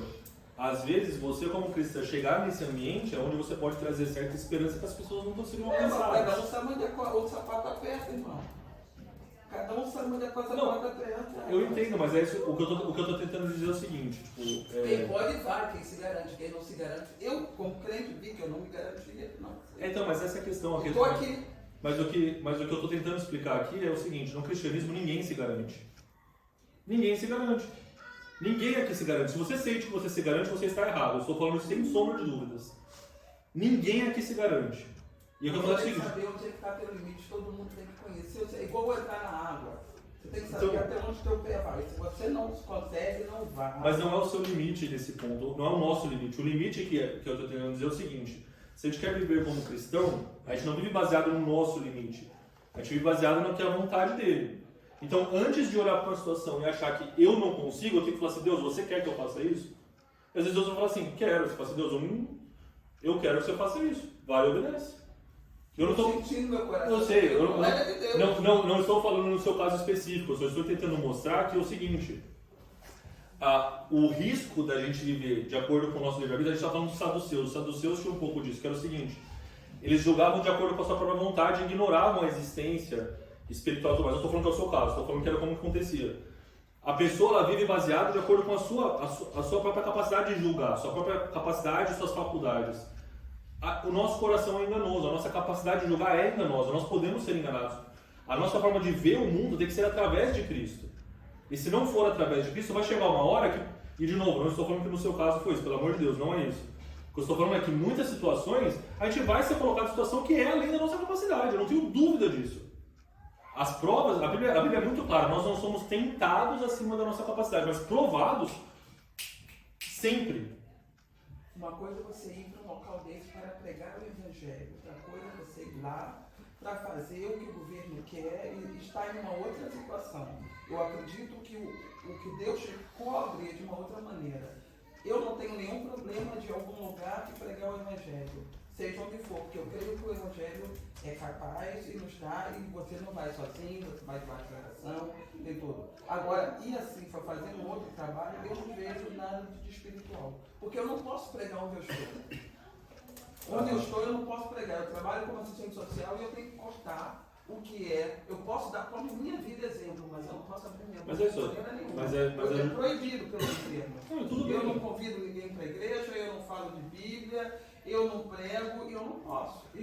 Não quero prolongar nesse ponto, mas é o que você falou. A pregação não demanda você levar uma Bíblia e falar do Evangelho. A pregação às vezes é a sua vida. Às vezes chega e fala assim: poxa, veio aqui a irmã Kátia. A Kátia chegou aqui, falou isso, nos ajudou, não sei o que, não sei o que, não sei o que, não sei o que. Nunca falou de Jesus um pingo, nada. A pessoa te encontra um dia e fala assim: não sei o que é isso. No momento que tem a abertura, você pode falar de Cristo. De novo, não estou falando que isso é fácil, estou falando que isso é certo, estou falando que o chamado de Cristo pregar o Evangelho não é opcional. Então assim, não, quer dizer então, que eu tenho que sair com a Bíblia pregando. Não é isso que eu estou falando. A nossa vivência, a forma de... Toda oportunidade que a gente tem de poder falar do Evangelho, a gente tem que falar. Fran? É porque como você falou que Paulo disse, né? Agora não vivo mais eu, mas Cristo vive em mim. Independente de onde nós estivermos, né? Nós precisamos... Você tem que ser cristão, interessa? Nós precisamos. Claro que, né? Lógico que eu concordo em partes com a irmã Kátia, que realmente tem lugares que está escrito: não aceita missionários. Sim. Qual é o nome? Asilo? Rain? Senhor Rain. Não. Refugiados. Refugiados. Asilo para refugiados, assim, está escrito mesmo. Não aceito missões. Mas você, como cristão, você não é uma filosofia ser cristão, né? Ser cristão é ser cristão, você acreditar naquilo ali. E eu tenho certeza absoluta que, independente de onde a gente esteja, onde a pessoa estiver, se tiver abertura para falar, você vai conseguir falar. Sem, né? Gente, de novo, eu longe de mim aqui de querer botar minha régua e seguir. Tipo, Deus sabe que eu muitas vezes não falo, tenho oportunidade de falar e não falo, mas assim, o que eu acredito, e essa é uma mensagem que é para mim também, não só para a igreja, é tipo assim: Deus nos coloca em situações que às vezes, nós vamos ter que fazer escolhas mais difíceis. Então, por exemplo, vai chegar uma hora que é Cristo na frente do Sinédrio.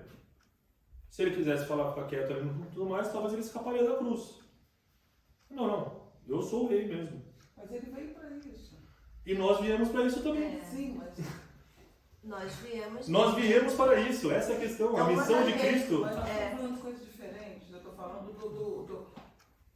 Tanto é que Jesus, eu achei bonito, por exemplo, quando Jesus foi para a cruz, ele não era daquele de chegar, porque eu sou o rei. Não, quando perguntou, eu falei: sim, pergunta, você responde. Só que ele só pôde responder, porque ele foi. Não, mas claro, ele tinha que ir. Não, ele podia ter escapado. Ué, A Bíblia fala claramente, tinha uma horda de anjos para ele. Quando o pessoal tentou empurrar ele lá do precipício quando ele estava na Galileia, ele escapou no meio da multidão.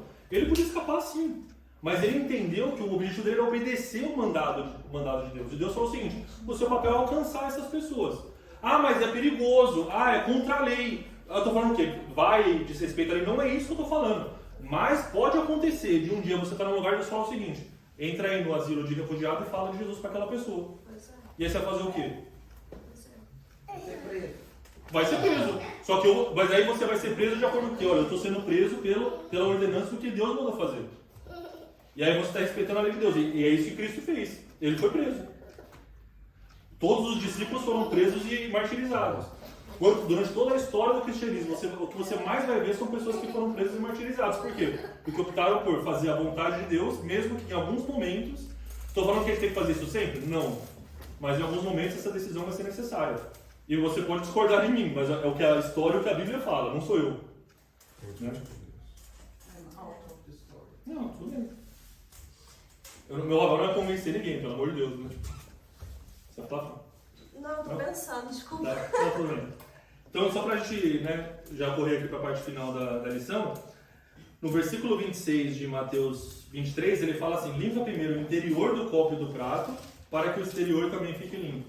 Ou seja, Deus começa a falar o seguinte: a primeira limpeza, o que você tem realmente que limpar, não é o seu comportamento, não é o seu exterior, é o seu interior. É o que está dentro de você, é o seu coração, a sua forma de pensar e tudo mais, certo? Então, como eu estava mencionando, né, para os escribas e os fariseus é o que eles falavam. Agora em Mateus 15, quando a gente vai lá e chega em Mateus 15, né, no versículo 1 e 2 fala assim: então chegaram ao pé de Jesus uns escribas e fariseus de Jerusalém, dizendo: por que transgridem os teus discípulos a tradição dos anciãos? Ou seja, não é a lei de Deus, é a tradição, ou seja, é o adicional que foi criado, né, para entender. Pois não lavam as mãos quando comem pão. Então ele fala assim, ó, essa acusação não era pela falta de higiene, né, para seguir o protocolo da tradição judaica. Né? Se a gente for lá ler na Torá, no nosso Pentateuco, né, em Levítico 11 a 15 e número 5 também, tem essas questões de limpeza. A gente falou isso um pouco antes agora, né, a questão de higiene e tudo mais, isso existia. Mas essa é a questão é, eles estavam criticando Jesus porque os discípulos não seguiam a tradição ou alguma coisa que foi adicionada na lei na época do que de fato a lei mosaica, aquela que veio de Deus. E aí Jesus, logo em seguida, nos versículos 3 a 6, aí eles mencionam essa questão de Corban, que eu tinha mencionado antes. Eles falam assim: vocês estão falando que os meus discípulos não estão seguindo a palavra, não sei o quê, mas são vocês que estão fazendo o povo pecar. Porque vocês colocam essa regra de Corban aí, então o povo começa a dizer, não honra mais o pai e a mãe, mas dizem que estão ok porque estão apenas seguindo uma regra do tempo. Aparentemente, né? É essa Não. aparência. Então, do lado de fora, não, esse cara tá beleza, tá seguindo aqui o Corban, não tem problema. Só que eles estavam desobedecendo a lei de Deus, certo? E aí fala lá, né, tipo, aí ele chama nos versículos 7 a 9, ele chama ali ele evocando Isaías 29, ele fala o seguinte, né? Hipócritas, bem profetizou Isaías a vosso respeito, dizendo: este povo honra-me com seus lábios, mas o seu coração está longe de mim. Mas em vão me adoram, ensinando doutrinas que são preceitos dos homens. Né? Então, assim, você está seguindo as palavras, você está seguindo às vezes até a lei, mas o seu coração está distante de Deus. Né? Então ele fala que essa adoração é vã, essa adoração não tem valor. Né? Porque na verdade é isso, né? Você está obedecendo e seguindo os ensinos e as práticas dos homens, mas você está se abandonando e está se afastando de Deus. Então é isso que a crítica dele aos fariseus, de novo, não era o fato de eles serem fariseus, como eu falei desde o começo. Não, o problema não é ser fariseu, o problema é ser hipócrita. O problema é não seguir ou afastar as pessoas de seguirem a vontade de Deus, certo?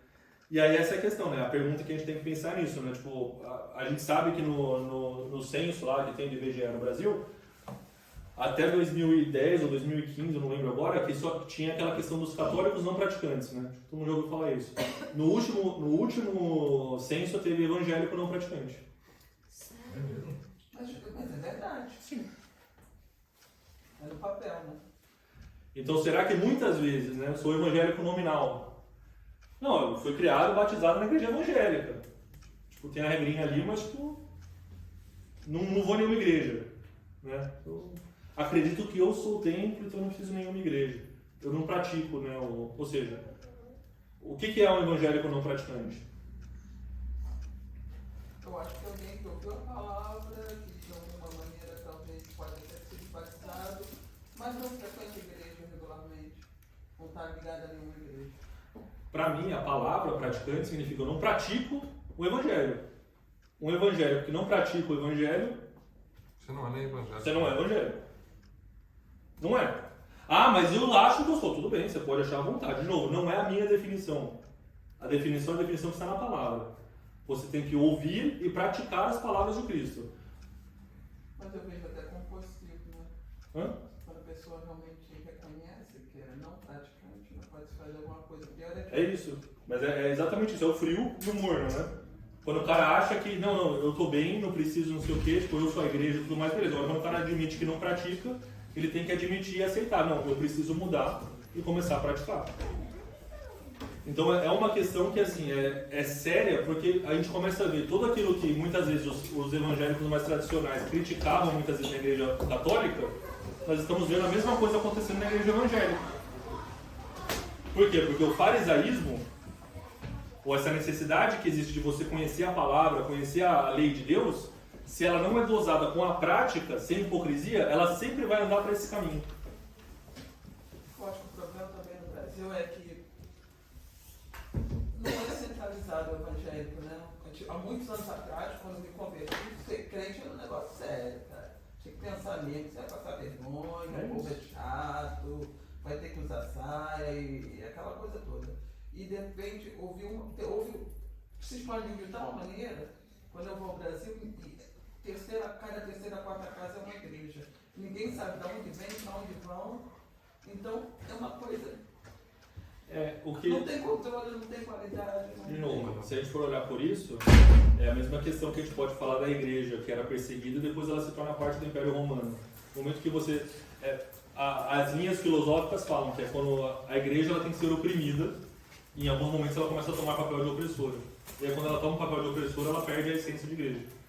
Muitas vezes na igreja no Brasil, ela toma o papel de opressora. Ela não toma mais o papel de uma igreja oprimida e perseguida. Por isso que às vezes, sim, os números incham, mas a igreja às vezes não cresce. Dizem no censo que estão na expectativa agora que no próximo censo vão ser 60 milhões de evangélicos no Brasil. De 230 a 240 milhões de pessoas. Ou seja, nós estamos falando de 25%, 30% da população, tipo, nominalmente declarados como evangélicos.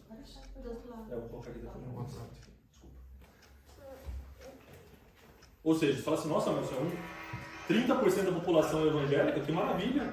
Então quer dizer que nesse lugar aí está tudo perfeito. Jesus desceu, todo mundo acredita em Cristo, é verdade? Não é. Mas talvez a pergunta melhor seria, não é? Eu me pergunto hoje em dia o que é evangélico, né? Porque Jesus também não veio para os evangélicos. É Cristo que é importante.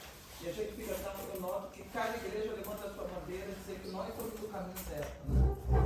E aí também que se perde muita coisa. Não, concordo, é isso que eu falo. A gente fala do cristianismo, na verdade. Né? Existe essa separação porque existem doutrinas e formas de interpretar o evangelho Mas essa é a questão. A questão é o seguinte.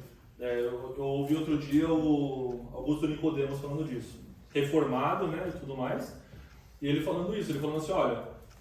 ele falando dos pentecostais, né, que nós somos da linha pentecostal. Então, assim, os reformados não acreditam em dons do Espírito, não acreditam na manifestação do Espírito Santo hoje em dia e tudo mais.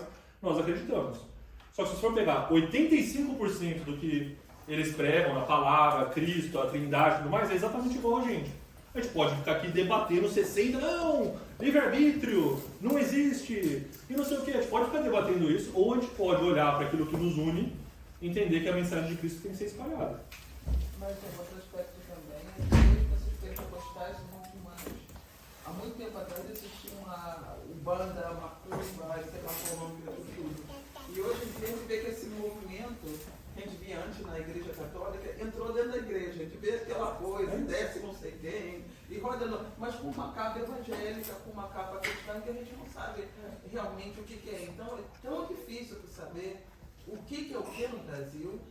Quem crê é muito complicado. É que aí entra até é bom você levantou isso, porque a gente está no último tópico, a gente só tem 5 minutos para terminar, que fala sobre a cegueira espiritual, né, que a gente entra em Mateus 15, do 10 ao 14. que ele começa a falar isso. Ele fala assim, né, tipo, né, você está falando que o problema é o que você está comendo, né? Está pondo para dentro da boca. Deus está assim, o problema está saindo da sua boca. São as suas palavras, o que você fala, o que vem de dentro, é isso que realmente mostra a sua impureza. Aí ele fala que os fariseus eram como se fossem cegos. E eram cegos tentando guiar cegos.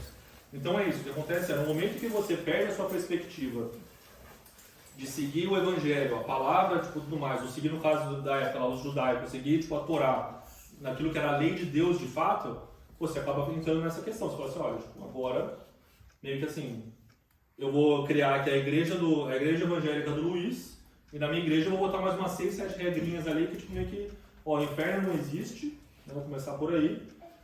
Aqui, tipo, sexta do nudismo, todo mundo pode cultuar pelado na igreja, vai fazer um monte de coisa assim, todo mundo, eu acho normal. Mas todo mundo, né? Não, mas essa é a questão. A questão é tipo, que se a gente não se baseia no evangelho, na palavra, a possibilidade de a gente se perder e começar a fazer tipo, coisa errada, eu arrisco dizer que é 100%. Né? E aí ele fala disso, que ele fala sobre essa questão. O que movia os fariseus tipo, e contra Jesus era porque, primeiro, a exortação que Cristo fazia batia, ou seja, a carapuça servia. Realmente, Jesus estava falando, eu tenho que admitir que a gente faz isso mesmo. E eles tinham a inveja de Jesus, por quê? Porque Jesus era popular. Começou a ter popularidade, começou a ter fama, né? Jesus começou a ter o reconhecimento, Jesus começou a ter o respeito do povo, inclusive no meio dos fariseus tinha respeito também. Eles começaram a ver aquilo como uma ameaça. Eles falaram, como assim? Nós somos os fariseus. Como esse cara vai chegar aqui e vai querer falar alguma coisa? Né, que fala que aquela questão, né, do próprio Nicodemos falando assim, olha, se for de Deus, vai ficar, não adianta você brigar. Ora, se não for, vai sumir. Gamaliel? Gamaliel fala isso? Foi Gamaliel que falou. Um dos dois mestres fala isso, que eu lembro que tem essa conversa que ele fala assim, olha, você não tem que se preocupar com Cristo, deixa o corpo dele lá, você não tem que vigiar. Porque se for de Deus, isso aí não vai parar, não adianta você tentar parar. Agora, se for de Deus, não adianta parar, agora se não for, vai sumir. Entendeu? Então, assim, e aí o que acontece? Jesus, ele trazia essa combinação de palavra e prática. Porque eles falam assim, toda vez que começam a falar de Jesus, fala assim, Jesus com 12 anos no templo. Quem é esse que fala com tamanha autoridade? Ou seja, a palavra ele também tinha, era igual um fariseu de certa forma, ele sabia falar da palavra, só que ele tinha a prática. E obviamente que ele tinha também a manifestação de milagres e maravilhas e tudo mais, ou seja, era praticamente a manifestação completa daquilo que Deus quer. Aquilo que Deus quer que alguém siga ou busque a Deus seja de fato. Né? E aí tem essa questão, né? Tipo, o ponto agora, né, que fala dessa questão da cegueira, é isso. Será que muitas vezes nós temos impedindo o agir de Deus, ou trabalhar de Deus nas nossas vidas, através das nossas vidas, da nossa igreja, porque de certa forma nós temos trabalhado uma mentalidade de seguir certa tradição, ou será que também não temos vivido de uma forma em que a palavra não acompanha com prática? Então esse é um ponto que nós temos que refletir também. Em Mateus 15, 16, quando Jesus fala isso, Pedro vira e fala assim, mas Jesus, explica pra gente também essa parábola, eu não entendi. Ou seja, tipo, mesmo aí Jesus fala assim, até vocês que estão me seguindo não estão entendendo isso, e tem gente que fala assim, Jesus meio que deu um tapa na cara de Pedro, até você que está aqui comigo não entende isso, eu não acredito nisso de forma alguma. Jesus, na verdade, falou o seguinte, ó, você que está perto, você tem que perguntar. Ao invés de você querer ser cabeçudo e vai lá e seguir do jeito que você acha que é o certo, me pergunta mesmo. E Jesus vai lá e explica para eles. Então entra muito nessa questão também. Às vezes nas questões da vida, muitas vezes a gente vai enfrentar coisas na sociedade que às vezes você não vai ter uma resposta clara na palavra. Você vai ler e fala assim, Deus, eu não estou sabendo se é isso, se não é, eu preciso de alguma coisa. O que você faz? Você vai vir aqui na igreja, vai falar com o pastor, vai falar com o diácono, vai falar com alguém, fala assim, ó, vamos orar junto para entender na palavra de Deus o que eu tenho que fazer em relação a isso. Então assim, pergunta quem quer fazer, só que acontece o seguinte, quem quer obedecer, pergunta, ouve e faz. Busca, mas o importante e não tem como desprezar essa parte, ele faz. Porque eu posso chegar aqui, eu estou aqui no negócio, lá no trabalho, está acontecendo tal coisa, ele ora comigo e fala assim, olha, vamos ler aqui, caiu na palavra e fala assim, olha, Deus está falando para você não, né, tomar cuidado com isso, ou evita esse tipo de conflito, ou seja, tem uma ordenança ali que Deus está falando. Eu chego no trabalho, brigo com todo mundo, faço as coisas do meu jeito, faço, eu sei o que é o certo, mas não fiz. Não adianta nada. Então essa é a questão. Pedro e os discípulos, eles ouviam a Jesus e faziam. Ah, mas eles faziam sempre? Não. Pedro é um exemplo claro, né? Pedro, eu vou até a morte com você, Jesus. Pessoal, daqui a umas horinhas aí você vai me negar as 3 vezes. Eu não. Eu vou morrer por você. Isso que eu falo, Deus ele gosta de botar a gente na situação para provar a nossa hipocrisia. É isso. É isso que eu estou falando. De novo, eu não estou falando aqui de mim. Porque eu sei que eu sou dessa forma. Eu sei que Deus muitas vezes me testa e eu falho. Mas a regra de Cristo é essa. Se você realmente acha que Deus não vai te colocar numa situação que você vai ser perguntado, nega o teu Cristo, a gente não está vivendo o Evangelho. Você vai se colocar na prova. Aí isso quer dizer o quê? Então, se eu falhar, o que acontece? Você falha com o seu Pedro. Pedro foi lá, negou 3 vezes, a Bíblia fala que Jesus olhou para ele e falou assim, nossa. O que Pedro faz? Larga tudo, vou lá ser pescador de novo. Aí Jesus aparece lá para ele e fala assim, ô Pedro, vem cá. Você me ama? Porque é isso. Quantas vezes Jesus não tem que perguntar isso pra gente?